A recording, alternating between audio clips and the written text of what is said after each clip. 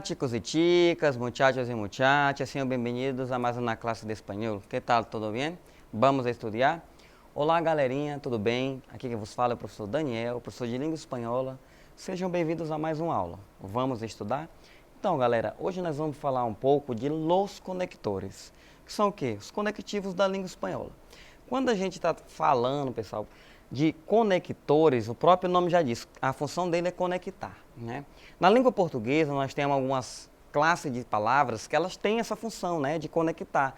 Por exemplo, as preposições, elas ligam as palavras às outras, né? Então, qual a função da preposição? Unir uma palavra à outra. Para quê? Para ela não ficar sem sentido, né? Claro, trazendo a ideia lógica, a ideia de continuidade, a ideia o quê? Da semântica. Senão a palavra, né, ou a frase ou a oração vai ficar sem sentido. Nós temos também as conjunções. Quais são a função das conjunções? Elas também unem, né? Ligam quem? Os termos, orações, né? Trazendo ideia de coordenação, independência ou subordinação, né? Uma relação subordinada. Então, essas principais aí, preposição e conjunção, né, elas também entram, elas são chamadas de conectivos, né, na língua espanhola e conectivos na língua portuguesa, perdão, e conectores na língua espanhola. Por quê? Porque elas fazem a relação, né, elas trazem o quê? A coesão e a coerência de um texto, né, para ele não ficar sem nexo. Então, olha só, galerinha, slide na tela. Eu sempre costumo, né, para essa aula de ensino médio, principalmente terceiro ano, trazer aí o que o Enem, a matriz curricular do Enem, que é o quê? As habilidades que o Enem cobra para a língua estrangeira, né? Sendo ela inglês ou espanhol, né? E aí nós temos essa seguinte habilidade, né? Associar vocábulos e expressões de um texto em língua espanhola ou língua inglesa ao seu tema, né? Que é a famosa saber o que significa a palavra, né? É vocabulário, isso aí. H6, utilizar conhecimentos da língua estrangeira moderna e seus mecanismos como meio de ampliar as possibilidades de acesso à informação, tecnologia e cultura, né, galera? Isso aí são os gêneros, né? O espanhol ou o inglês, eles trazem para a prova de Enem, ou concurso, ou vestibular, o quê? Vários gêneros, né? Gêneros informativos, discursivos, e aí, isso aí, quando a gente sabe, né, sobre o gênero, isso aí amplia as nossas, né, o nosso campo de conhecimento e as informações, tá? Relacionar um texto em língua estrangeira às estruturas linguísticas, sua função e seu uso social, né? Isso aqui é o quê? Dominar a gramática, a estrutura textual, né? E principalmente o uso, para que eu vou usar aquilo, né, de fato. E reconhecer a importância de produção cultural, né, língua estrangeira, como representação da diversidade. Aqui nós estamos falando da pluriculturalidade, né, que é o quê? As várias culturas. Então, o inglês e o espanhol tem muito disso, trabalha em muitos países, né, comidas típicas, dança, né, tudo relacionado à cultura. Isso é cobrado em H8, tá, galera? Então, observem aí, né? E naquela quebrada deve haver buenos passos de água limpa, ou seja, lá naquela baixada ali, né, aquele despenhadeiro ali, deve haver bons pastos e água limpa. Primeiro, deixemos que comam acá, logo visitaremos aqueles pastos, ou seja, primeiro deixamos, né, que o quê? Que comam aqui e depois, né, logo, que dá a ideia de continuidade, visitaremos aqueles outros pastos, né? Então, observe que o termo primeiro e o logo, eles trazem o quê? Né? Eles trazem essa conexão da ordem dos acontecimentos, né? Ele traz uma estrutura lógico-discursiva ali para aquela frase, galerinha. Então, os conectores, né? Como eu disse, são palavras que de enlace, que servem para unir ideias, ou seja, eles unem as ideias, frases, orações, né? Por isso que eles são chamados de conectivos, né? E conectores. Os estudantes tomaram o exame escrito, pero no dieron el exame oral. Ou seja, os estudantes, né, fizeram o exame escrito, porém, né, não deram o exame oral, ou seja, a parte oral. Então, observe que aquele pero ali, ele estabelece, né, uma relação o quê? De adversidade com a primeira, né? Ou seja, embora tenha acontecido coisa, a outra não aconteceu, tá? Então, ele traz uma contradição àquelas primeira ideia ali, tá, galerinha? Então, o quê? O uso ideal, né, desses conectivos, ele trazem o quê? Coesão e coerência textual, né, para não ficar sem sentido, sem significado, tá? E essa questão de coesão e coerência é uma das matrizes curriculares na correção de textos, né, principalmente da redação, né, de vocês no Enem, tá? Então, observem aqui, os conectores, né, eles estabelecem relações de quê? União, separação, né, que é união, separação, causa, que é causa, consequência, condição, comparação, finalidade e tempo. tempo, né? Então, essas são as principais relações, né? Geralmente, quando você está estudando a parte de oração subordinada e coordenada, aí dentro da subordinada e tem a palavra lá para você destacar, aí você tem que lembrar, né? Ou identificar ali qual a ideia que ela está trazendo relacionado à primeira oração, tá, galera? Então, aí essa tabela aí, ela dá mais alguns detalhes, né?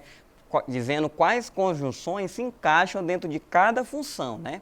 Então, observe que dentro das funções causales, que são as causais, nós temos o que? O porquê, o já que, debido a que, o pues. Ou seja, porquê, já que, devido a que e pois, né? Então, esses, aí tem um exemplo ali, né? Lo leré porque me interessa o tema. Ou seja, a causa de eu ler é porque, né? Uma explicação, porque me interessa o tema. Aí nós temos ali os consecutivos, né? Quais são os conectores consecutivos ali, que é o portanto, luego, assim que, em consequência, nesse sentido. Entonces, né? Que é um então. De tal forma, que é de tal forma. Además, né? Que é o además. Assim pues, que é o assim pois. Em seguida, que tem um em seguida. Em efeito, um em efeito. Ou seja, que é o ou seja, né? Então, essas ideias, esses termos aí, eles trazem a ideia o quê? De concessão, né? Que a gente chama de concessão, né? Concessivo aqui na língua portuguesa, né? Em espanhol, consecutivo. Né? No português a gente tem o principal, é o embora, né? Em espanhol não tem esse embora, né? Tem o por lo tanto e outros termos aí. Nós temos condicionais, né? Que é o si, que é o si do português, né? O SE, no espanhol SI. Sempre que é o sempre que, em caso que é o em caso que, mientras, né, que é o enquanto que, a não ser que, ou seja, a não ser que, segundo contale que, ou seja, contanto que, sempre, né, sempre que, e quando, tá? Então, essas aí traz a ideia de condição, né? Temos o principal, é o si, né? Se não me hubiera dicho, te habría ayudado. Ou seja, se você não tivesse dito, né, se tivesse me dito antes, eu teria ajudado. Tá? Nós temos ali as funções finais, né, que é o que? De finalidade. Para que, com ele fim de que, com ele propósito de que. Ou seja, para que, com a finalidade de que, com o propósito de que. Né? No português, o principal é o que? É o para, né, e o a fim de. Né? Nós temos esses dois como principais condições de finalidade. Vine para que me ensinarei a usá-lo. Ou seja, venha, né, para que eu te ensine, né, para me ensinar a usar, tá? Continuando aqui, galera, nós temos também as modais, né, que é o como que, né, os comparativos, tá? Nós temos os copulativos, os adversativos, de certeza e de oposição, né? Então, são várias funções, galera. A gente, claro, não tem como espanar tudo isso, né, agora, mas aí a tabela é só para você ter uma ideia, né, de como essas conjunções são encaixadas. Até porque você também aprende a fazer usar recursos linguísticos para substituir palavras por outra, né? Geralmente o aluno de ensino médio, quando ele está fazendo uma redação, a gente observa que tem muitas palavras que ele repete durante todo o texto. Né? Se ele vai fazer uma redação, ele repete na introdução várias vezes, no desenvolvimento várias vezes, na conclusão outro tanto de vezes. Por quê? Porque às vezes falta conhecimento linguístico de usar recursos de substituição, né? Ele saber o quê? Que o porém eu posso substituir pelo mais, pelo no entanto, pelo todavia, pelo não obstante, né? Aí ele sai só lá no texto, mais, parece uma conta de matemática, mais, repetindo mais para todo canto. Então falta às vezes um pouco de, né, você parar e dar uma olhada nessas tabelas e ver que tem palavras sinônimas que cabem dentro do texto ali como um recurso de substituição, né, a gente chama isso de recurso estilístico, que ela dá o quê? Dá uma leitura melhor, né, até para quem está lendo também, fica aquela leitura mais fluente, tá? Aí observe, né? Llovió toda a noite. La calle está mojada, né? Nós temos a causa ali, né? Porque geralmente principalmente nos termos conectivos que dão ideia de condição, nós temos o quê? Uma causa e um efeito, causa e consequência, né? Então, llovió toda a noite, que é choveu toda a noite. Qual foi a consequência, o efeito? La calle está mojada, tá? Observe nesse exemplo aqui, né? Dentro dos gêneros periodísticos, ou seja, dentro dos gêneros jornalísticos, El reportaje en el más completo, ou seja, a reportagem é o mais completo. Aí nós temos ali que temos que colocar um termo ali, né, galerinha, para dar continuidade ali, senão a pessoa, aí uma entrevista, né, fica nesse sentido. Então o que? A explicação. Por quê, né? Porque uma entrevista crônica, né, que é um gênero de acontecimento do dia a dia, uma crônica, notícia e investigação, né? Então aqui nós temos as nossas atividadezinhas práticas, galera. Vamos lá, né? Então aqui, né? Completa a seguinte oração com os conectores que correspondam. Então vamos lá. Para ser pão, temos ali o padrinho fazendo pão. Qual é o termo que encaixa ali? Se eu vou começar, né? Para ser pão. Então a resposta correta, primeiro, né, galera? Para ser pão, primeiro você prepara a massa. E o que, galera? E depois, e luego, e pero, e finalmente, e por último.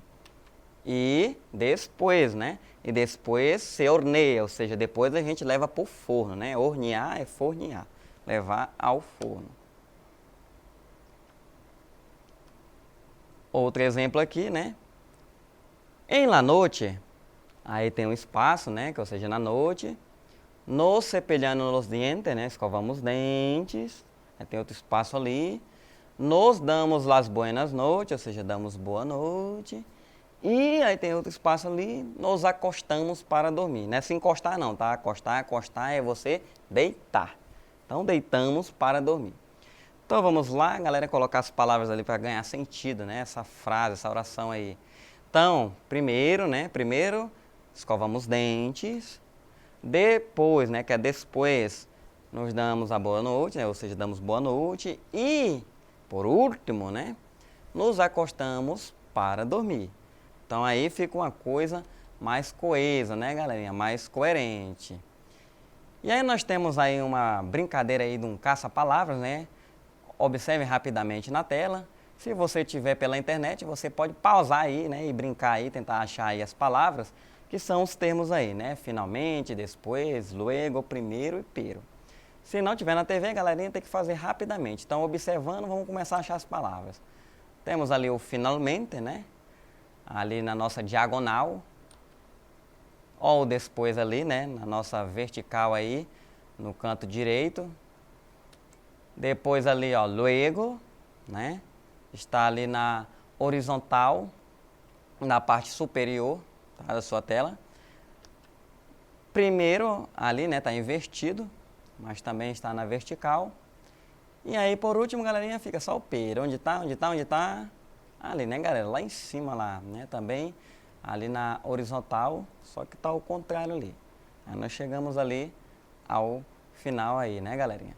Então é isso aí, galerinha. Chegamos ao final de mais uma aula. Não esqueçam, né, sempre de acessar a plataforma Eduque, acessar os conteúdos, né, rever.